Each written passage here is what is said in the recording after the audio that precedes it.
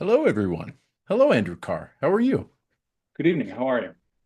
I'm great. I'm great. Hello, Paul Terraberry. Hello, Fireflies.ai notebook note taker.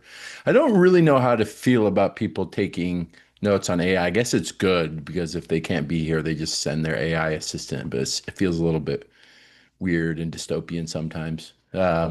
Maybe someday we'll be doing these all to AI note takers, and then we can just do this with AI ourselves. AI can talk to AI. Um, Well, thank you for being with us today. We are here to tell you a little bit about Fundamental Edge, to tell you a little bit about the Factor Academy, a program that we put together really just this year. So it's really a program that is in its early evolution. About a 30 slides that I'll walk through relatively briefly for about 20 minutes. And then we will open it up to questions for any kind of questions about the program. It's definitely a one of a kind program. I don't know that there's anything like it that can be good or bad. If the use case fits you, I think that's good, but we want to make sure that it aligns with the expected use case, obviously. So let me go ahead and share my screen, and we will do that for the rest of the all right, so we are here to talk about Factor Academy. We also call it Factors for the Fundamental Investor. Who is Fundamental Edge? Fundamental Edge is a really a buy-side hedge fund focused training program. Although our clients span hedge fund, long only, family office, really anyone picking an individual security, and really anyone picking an individual stock using fundamental analysis, we view as aligned with the core curriculum that we teach. Our core program isn't about day trading your way to wealth. It's about delivering a training program that has a rigorous institutional grade research process to help prepare analysts for the rigors of the buy side seat. We've been at it for almost 3 years now. This number should be now, I think, closer to 1,100, including our partnership with Wharton. So we've been very grateful to run, I think, 16 or 17 full cohorts now with very good feedback. And the Analyst Academy teaches the basics: modeling, due diligence, research, all the stuff I wish I knew before I started on my buy side journey day one at Maverick. Building off of the success of Analyst Academy, we really started thinking last year about what comes next. And we got a lot of interest from our Analyst Academy graduates about a PM Academy. And I thought a lot about a PM Academy. And the challenge of a PM Academy is if you poll 10 PMs, they all approach things a little bit differently. There's not that many different ways to build a model or do an earnings preview. And so the analyst motion is pretty standardized to the most part. I think generally about 85% standardized. The PM motion has all sorts of different adaptations. And so it's a little bit harder for me to teach that candidly. So started thinking about motions that are universal in the PM motion. And one certainly is an understanding and orientation of factors in the portfolio construction process. Really, a realm of learning that I had to learn the hard way through a little bit of a rough experience going into firms that were factor constrained in their portfolio orientation. So my career started as kind of a purely bottoms up fundamental deep dive analyst for the first 7 years. And the last 6 or 7 years of my career, I was really involved in the factor constrained portfolio management elements. So my days felt very different often in those seats than they did as a fundamental analyst. And certainly, I don't think there's any great book to learn the hedge fund analyst motion, but there's certainly no good book,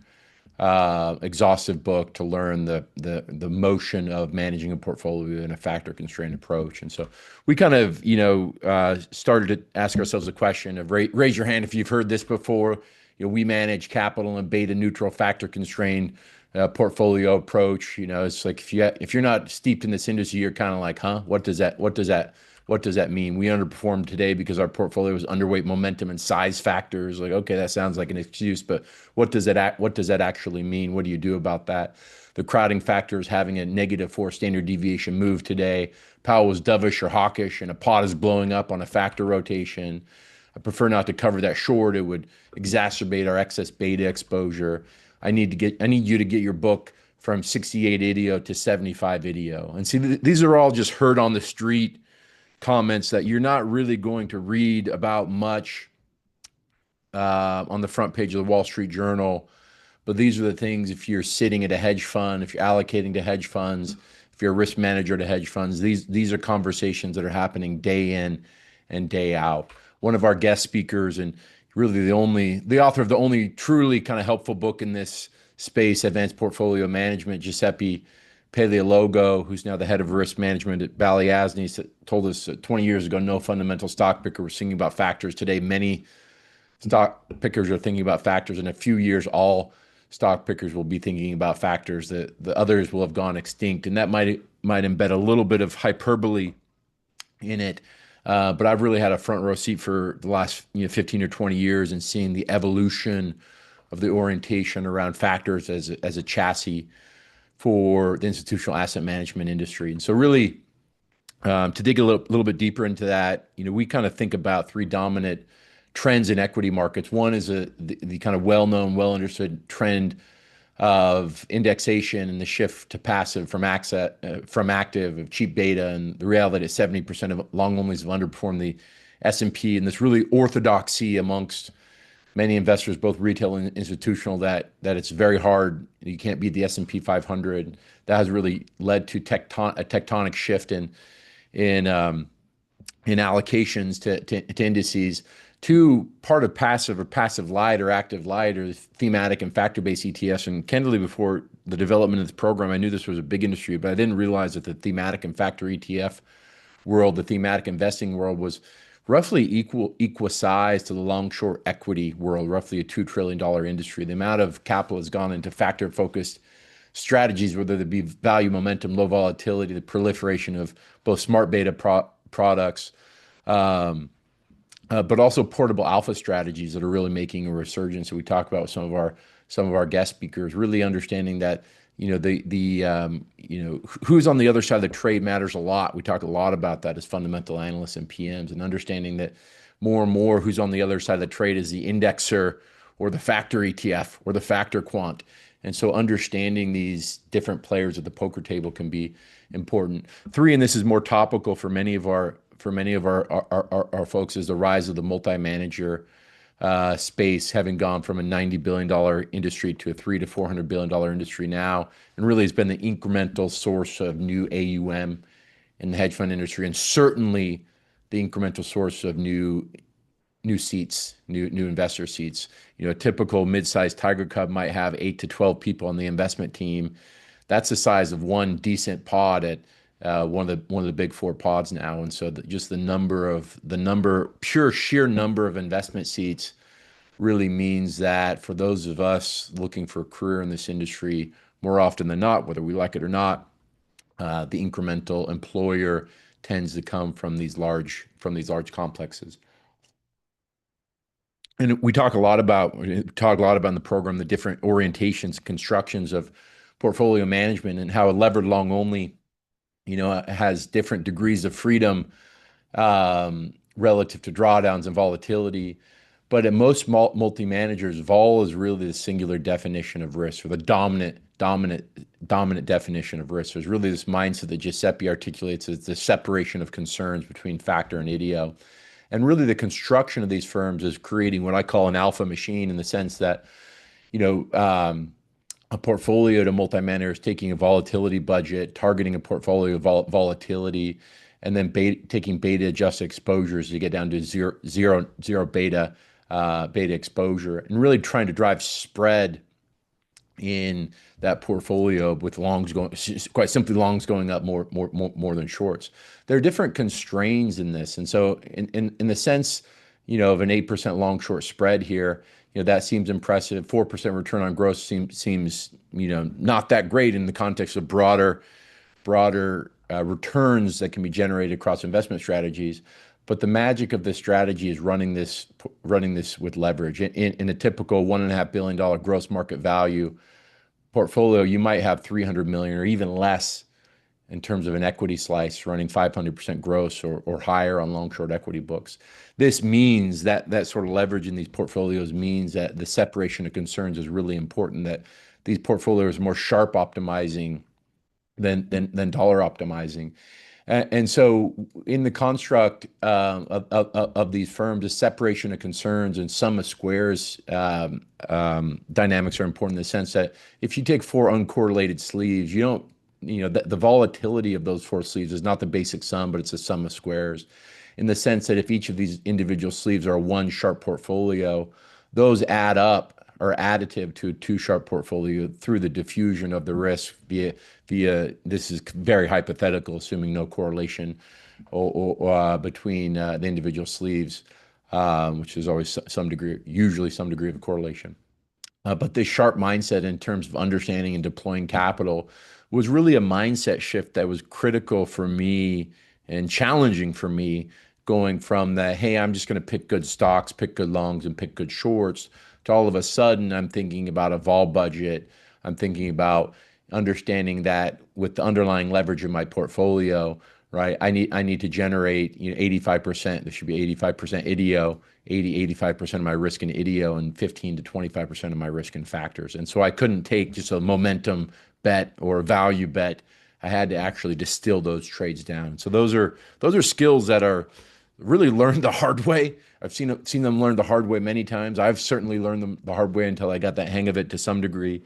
Um, but these are the skills that we try to instill or at least activate the antenna around in the Factor Academy. We all kind of have seen these statistics of the multi-managers really driving a strong desire for talent. So it's really, as I kind of put these shifts together, I kind of view in markets as an observer, shifting definitions of risk collectively in the markets. So definition of risk have become more precise and constraining, whether it's dollar vol or dollar var or IDEO vol. And then investors increasingly have to either live within the constraint of the multi-manager by working at one of these shops, or those of us who are not are competing against these large pools of capital that are factor constrained, and understanding the 800-pound gorillas that are running in and out of trades based on factor moves and factor volatility is a really helpful foundational understanding in competing in today's market. So my kind of view and observation, and the view of many of my peers and friends and guest speakers, is that factor frameworks are increasingly influencing price discovery in equity markets. And so an understanding of those factor frameworks to me is critical and important.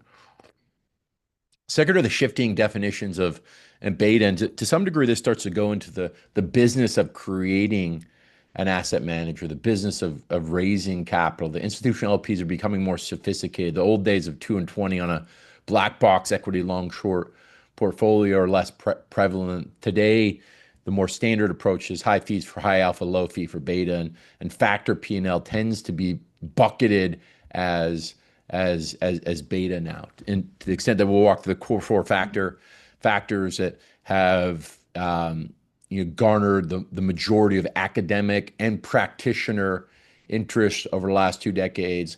And for example, you could buy a core four factor ETF for something like 35 bips. And so for hedge funds that are deriving most of their alpha via exposure to these core four factors, momentum and low vol and value and such, there's I think a more thoughtful approach is needed in terms of alpha decomposition in portfolios. And then lastly, this shifting incremental price setter that indexers, thematic ETFs, and multi-managers are becoming the incremental price setter. I think for sure. I don't think that it's a really controversial take. To the extent that you have duration and thematic expression, right, the ability to express a long-term theme, that's a big advantage in today's world. And so, we hear sometimes this new hedge fund strategy is simply fading pod brain, is kind of understanding what these capital pools are doing and taking the other side of it when it makes sense. And so understanding the new constraints to either thrive or survive or thrive within the constraint, or arbitrage these new alpha pools that are emerging due to the constraints. We'll talk a little bit about the ecosystem, not to a great degree, of understanding how limited partners are thinking about underwriting hedge funds, that this alpha versus beta shifted to factor versus IDEO. And we have a guest speaker from the DuPont Foundation who talks about his process of decomposing returns. And so really the new approach has been more this return decomposition, pay for alpha, and really a barbell approach where allocators are more willing to pay high fees for true alpha, low fees for factor P&L. And so how do we orient, strategies and portfolios around this harvesting of true alpha that's separated from factor? And this has employment considerations and allocator considerations and primary, price discovery considerations. In the program, I'll talk through lessons from my transition, um, moving from bottom up fundamental analysis. And again, the point I made, there's no great way to develop these skills. Even to the multis, what you're seeing is a little bit of a shift towards a view that the best PMs of the big four, the internally, kind of born and bred, that the Tiger Cub analysts and PMs that have moved over to the big four have had very mixed results. I think part of that is there's no great way to develop these skills, or historically, there's been no great way to develop these skills. There's a few books. Um, I'll walk through how I tried to learn and build a toolkit. But really, ultimately, what we've tried to build here is the program I wish I had day one when I moved to a factor constrained approach. And so, in modern equity markets, our view as investors should understand factor alpha and factor risk, and understand factor risk models. Warren Buffett might say, if an investor fears price volatility, erroneously viewing it as a measure of risk, he may ironically end up doing some very risky things. That's great if you're Warren Buffett. The multi-manager risk team is more likely to say risk is vol. Vol can be decomposed into factor vol and ideo vol, and we want your ideo vol since it's orthogonal to the rest of our strategies. And so, if you don't know what that means, we'll come to the program. That's what we're talking about: the orthogonalization and ideo vol, and how to take a trade that has a high factor vol, or portfolio that's a high factor vol composition, and break it down into a higher ideo via hedging and sizing, et cetera. And so that's really the core approach. And so, during this kind of process, I thought to myself, hey, this was difficult for me to learn. It was impactful to my career negatively first. And then as I kind of got the hang of it 18 months in, it was a positive differentiator in my performance. And really, I've observed every successful multi-manager PM really kind of understood this stuff, and they knew where they could arbitrage the model and the different opportunities, and really kind of deep understanding. There's no great way to learn other than to be in the seat. And listen, we don't want to oversell what we're doing. There's no replacement for actually running capital in this sort of approach. But we want to be the start and the starting point. So our goal is to build the definitive masterclass for fundamental investors to learn about factor investing and factor-based risk management. I obviously lived in this space for a long period of time, but I also realized that I didn't have the full skills to teach the depth of this skill set the way that the students of the course will demand. And so we're really grateful to bring in two other guest speakers, Rich Falk Wallace and Rocky Cahan. And we talk about really kind of two big areas in the in the program. We talk about factor-based investing. How can we actually view factors as an investable opportunity? And Empirical Research Partners is one of the kind of most well-known factor research firms, building their own factor-based stock selection models, and writing factor-based, factor-oriented investing research. I've been a happy client of the firm for 17 years. Geez, I'm feeling old. And have known Rocky for a long time, and I think was kind of one of the best teachers and educators in this space. And so Rocky and Wes Sapp from Empirical have put together some kind of nice core curriculum, and Rocky will join as a guest speaker to have Q&A and illuminate the curriculum. And then on the more quant side, Rich Falk Wallace was a former analyst and PM at Viking and Citadel, and has been building Arcana and equity factor risk model focused on risk and performance. And so he really understands this factor risk management side from the bottom up, having kind of built the guts. And I'm kind of the guy who just kind of brings it together and gives you my experience as the super non-quanti person who has lived within these constraints.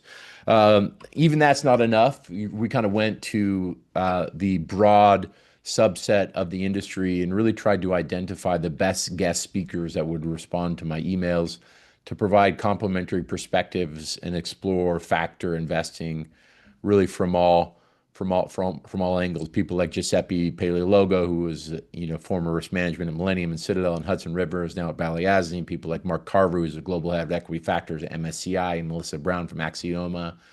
The vendors like a Sandeep Varma and Omer and Rich from the kind of three well-known equity risk model providers, and some well-known voices from the factor investing world like a Meb Faber and Adam Parker, or it's not on the page, but Rob Arnott was involved as a guest speaker, and so I think we really kind of got at this space pretty exhaustively to really kind of get that true masterclass approach. And so in total, the program will run over 6 weeks with roughly 30 hours of core curriculum. It's a hybrid program in the sense that similar to Analyst Academy, we'll start with a live kind of hour and a half kickoff.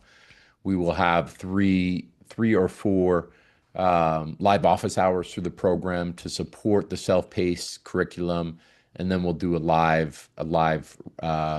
wrap up. There'll be pre-recorded supplementary guest speaker sessions, supplementary readings, and a bundled programs with some of the vendors for those of you who are really kind of digging into the space. One important caveat: the program really does come to life with free trials. A number of the free trials are associated with broker dealers who have kind of strict data reasons, and so some of the vendors will have kind of full trials, but really the full trial access is really only possible if you have an institutional email.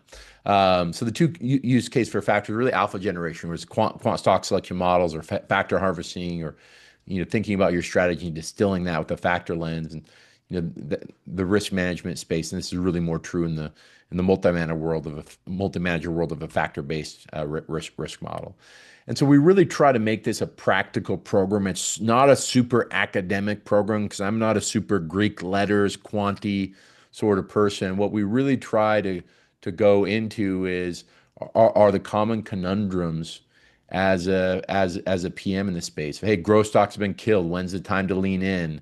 There's no right answer, but how can we think about the asymmetry and the factor-based support of that? Hey, Fed's raising rates. I'm thinking how that impacts my portfolio. Or I pitch a tech long and the PM asks me what goes on the other side of the book. How do I think about a proper hedge for that? I'm writing an investor letter after a difficult quarter. How do I break down factor versus IDEO? Or I'm having a compensation decision with my analyst. I want to pay on IDEO, not factor P&L. These are just a few of the common conundrums that we face in this world of factor constraint. We try to answer those and many more in the program. Generally, again, I think the program is designed primarily as kind of putting it together the program I wish I had when I started at a multi-manager, right? To me, this should be, I'm obviously very biased, this should be somewhat kind of standard training for first-time portfolio managers that have a factor lens. Whether you're a long-only index constraint, which is actually one of the surprising things as we went into this program is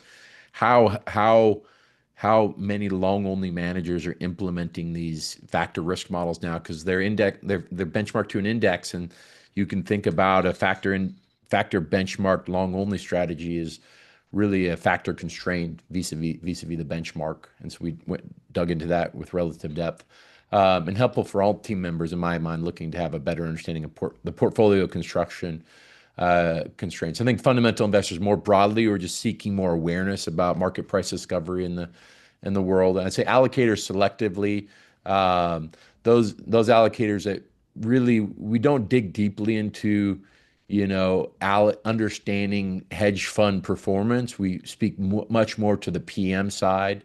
But for those of you who are looking for really a lens inside what like a typical hedge fund PM training would look like, or risk management professionals very selectively. Again, a typical risk manager at a hedge fund, we're not going to go nearly as deeply as you would like on the quantitative elements of this program. So quant should keep expectations low. Everyone should keep expectations low. The program is more catered to fundamental investors. It's not how to be a quant researcher. It's not how to find the next great factor, which everyone told me as I went through the program, guest speakers is not really possible. All the great factors have been discovered, and it's more about just combination elements um, and such. So it's more how to understand what's out there in the academic literature and the practitioner literature, how to think about timing, sizing, idea generation, etc. They were not available today, but Rich and Rocky both have done for cohort one kind of free and open webinars, giving their a little bit of sample of some of their curriculum. We will send those replays out to everyone registered for the info session to the extent that you're interested in really nothing that they talked about or we talk about in this program in general is timely in the sense that we really tried to make this evergreen. The program in general will kick off next Monday as a cohort. You can enroll directly on the website at fundamentedge.com. If you go to Factor Academy at the top, alumni gets a discount. Again, weekly, live weekly Zoom-based instructions, really between May 19th and their live wrap session on June 23rd. We will meet almost every Monday except for one Wednesday on Memorial Day with a 60-minute live Monday evening Zoom where we will give a little bit of curriculum pull out 15 or 20 minutes. Those sessions are really the opportunity for us to bring in some of the guest speakers, some of the other instructors, and have opportunities to take any questions and have a discussion on this program. I'd say in general, one of like the magical points of cohort one to me was we had a nice group of like allocators and PMs and analysts in the space, and so those live sessions, it's really fun to kind of, you know, there's not it's there aren't kind of deterministically right answers to all of these things, and so what we try to provide is more frameworks to analyze, and so it's really fun to get questions and have that Monday night debate with the group and sometimes walk through things together of, hey, how would anyone else kind of address that? Everything is recorded and available for 12 months. And so if you're traveling for a week or two, there's always time to catch up. Pretty much everything will be recorded, self-paced, and integrated into the core curriculum. We also included a 10% off coupon, which is Factor Info dash May if you are interested in enrolling. So that's right around 30 minutes. I will, I have more slides on kind of more deep into the curriculum, kind of what we're doing, but I've already spoken for 30 minutes, so I will take a pause there and I will take any questions from the group. Andrew Carr, what did I miss from any of that? I think one of the things is it's worth mentioning the kind of cross-pollination of ideas that arises from the live office hours sessions, because ordinarily having candid conversations about factor exposure typically occurs within the walls of one institution. So it's rare to have kind of a forum where people can share their different perspectives and where the allocator can talk to the long-only investor, can talk to the family office investor, who can talk to the seasoned multi-manager investor or aspiring multi-manager investor. That's one thing that I definitely benefited from in the first cohort. Yeah, that was fun. And we also, a number of institutional investors have considerations around compliance and anonymity too. So you can also join anonymously through the full cohort. So you can join as many do with the first name, last name, firm name. Um, if I was working at a firm like Citadel, I probably wouldn't do that. I'd probably join with my initials and a anonymous Gmail account, and so that's fine. Um, that's fine as well too. Happy to take any of your questions. You can either drop them in the chat, as I see a couple dropped in the chat, or you could raise your hand with the Zoom function. Happy to take those live. I guess first one was a comment from Jake, very similar to my process as an allocator as well, separating alpha and beta. Yeah, I think that makes sense. I mean, listen, if I was paying a hedge fund, uh, if I was an allocator, if in Arizona State University, I'm in Tempe, I'm in Scottsdale, hired me to run their endowment, and the hedge fund allocation was decomposed down into 80% factor risk, and it was momentum and tech stocks.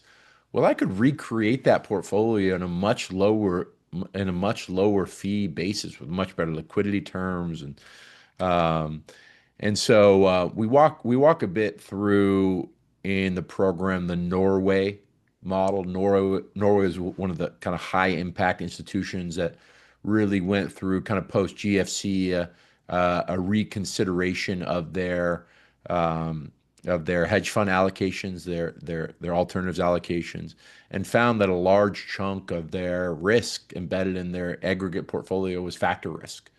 And so started to think about separating that out and really then thinking about identifying new managers that can really harvest alpha that I can't harvest somewhere else for BIPs. And I think in general, you're seeing a barbelling where a number of the other large hedge funds are actually been raising fees over the last 5 years. And these alpha machine dynamics, if you can generate pure kind of factor neutral alpha, that's a very valuable skill set in today's markets. Question from Fletcher: is this course geared more towards a top-down risk management you might see on a multi-manager risk team, or would this also be useful for a single pod that is considering constrained to a specific sector universe? Thanks. It's really not geared at the risk team. It's really geared more towards the investment team who has to deal with the risk team. And so um, that's really the mindset, Fletcher, of and I had the benefit of seeing this because I kind of had a rough transition, and then I was at a firm that also hired more Tiger Cub investors and saw other rough transitions, and so I didn't want to kind of add my 2 cents where it wasn't added. It wasn't desired, but I kind of saw people coming, and I'm like, man, they don't know what they don't know. Um, and so that's really the goal is trying if you're I guess we view the TAM, the total addressable market, as this program as anyone who has an factor risk model. If your firm has a factor risk model to decompose factor to IDEO, to think about your exposures, we really view this program as an important educational adjunct to that sort of risk management approach. If you're a small long only, just kind of concentrated 15 ideas, not really thinking about your factors, there's not as many frameworks that are going to land. Now, what we've seen and what we've heard from many of the participants in the program, and at least in cohort one, is that a number of their investors have started to ask them about their factor risk approach.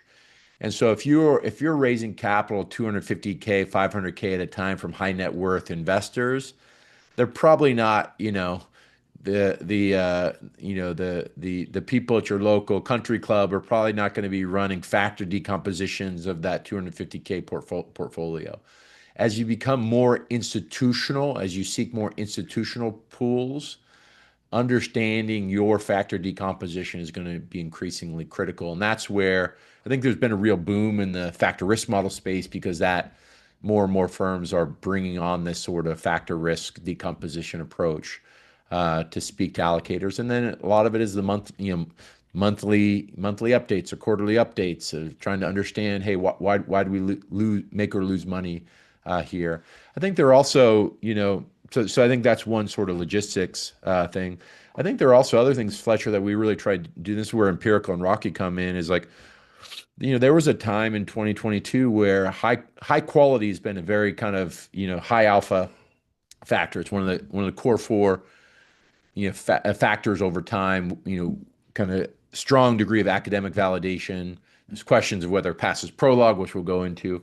But there was a time when in 2022 where the top decile of quality stocks were trading at a discount to the market, right? As quality stocks really got hit. And so I think there are really sort of factor frameworks that can be flashing green lights from an idea generation perspective too. So there are times where momentum looks very expensive. There are times where momentum looks cheap, where growth looks cheap, where growth looks expensive. And we talk a lot about the combination of factor frameworks to really be both a defensive tool, but at times an offensive tool as well. All right.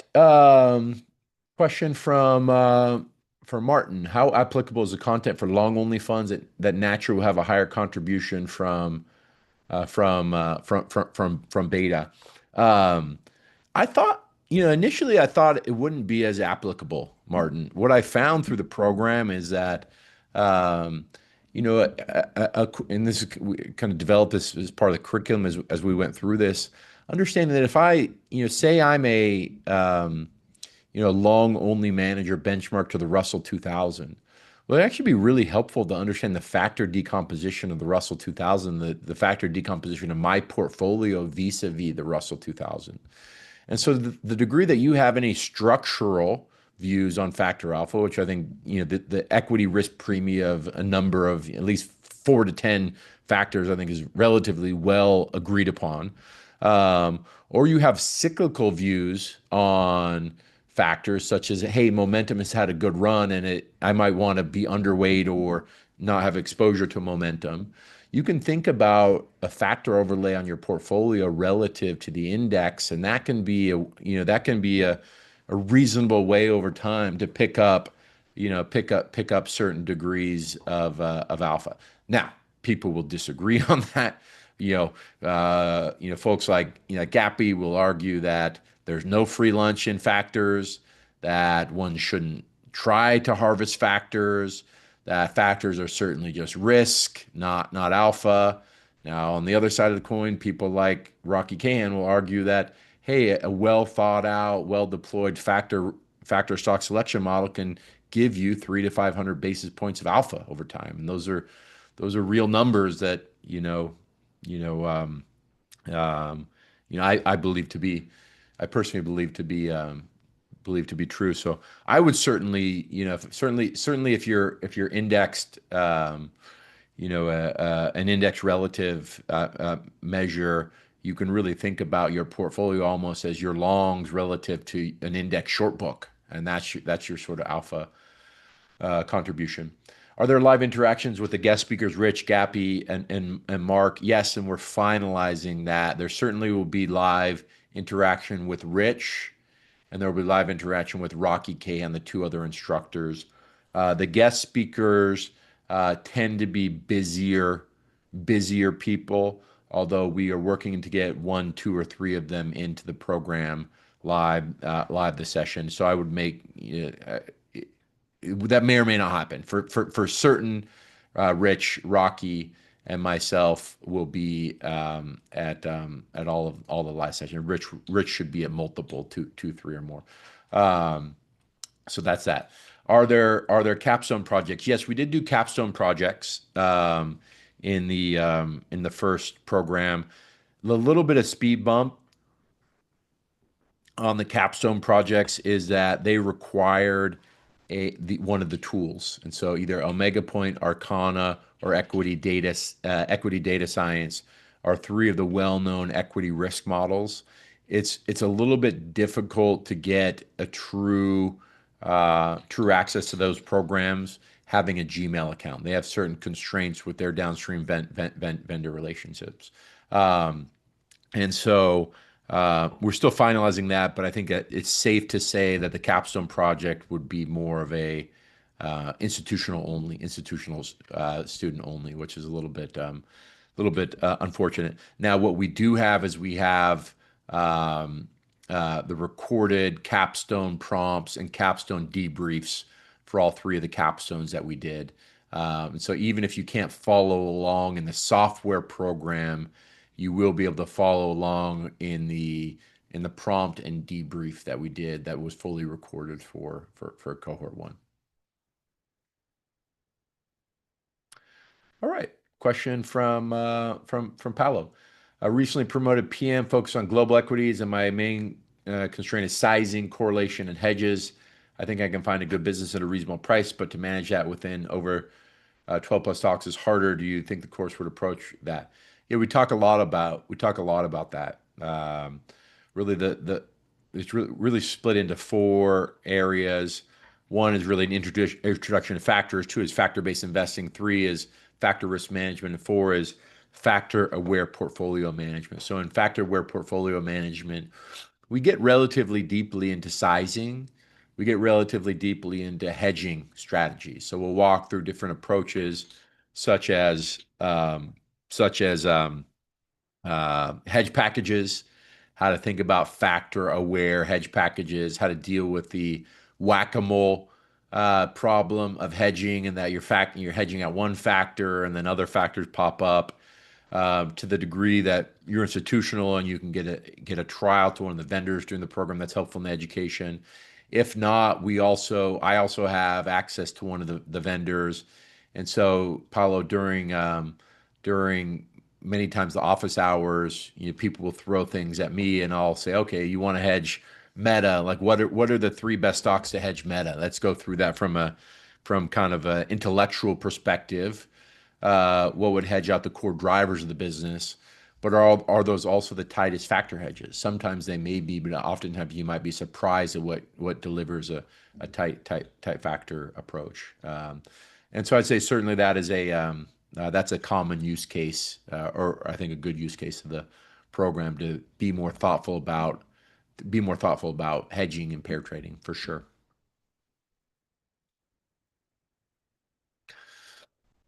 All right. AC, any other FAQs that we get from this program at all? I think one thing is just speaking from interacting with a factor dashboard, seeing the capstone walkthroughs, regardless of if you have access to the software, is a great introduction to what these interfaces can look like and what it actually means to get the percent IDEO exposure of a portfolio up above a certain threshold. Because oftentimes in your training as an investor, you'll say, well, I'm looking for mispriced assets, I'm looking for catalysts, and you still do those when you're operating in a factor constrained model. But there is a little bit of an art and a little bit of a science to getting things to fit such that you're maximally expressing your ideas while staying within the bounds of the risk model.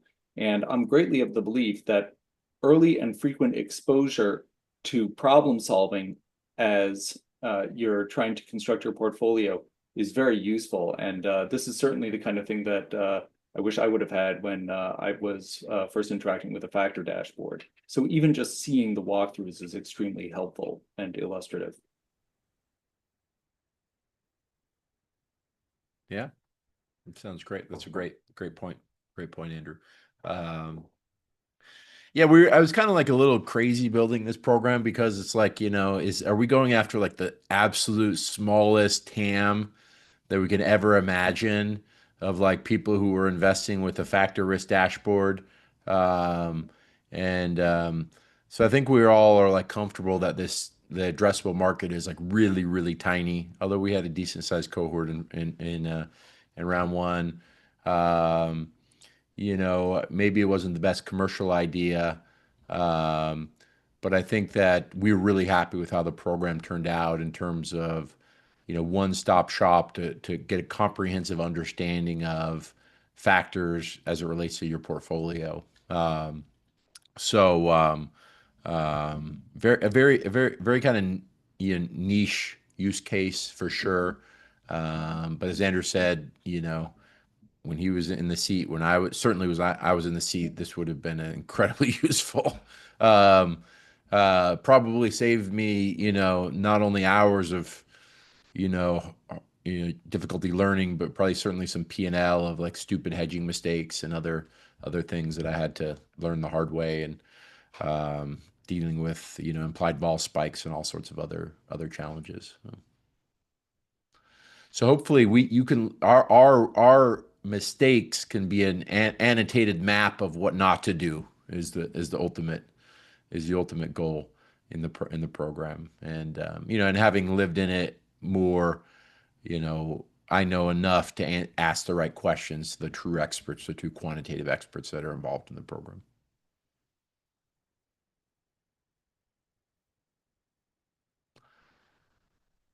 All right.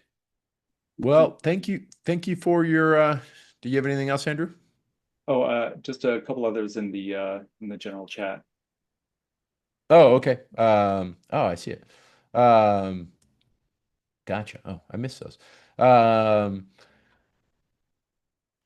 less about the program, but hoping you could spend a few minutes on your experience of having to change lenses mid-career to one that was more factor aware. Do you have a view on whether one style is objectively better for alpha generation? It's a great question. This is a transition that many are going through. Many have gone through.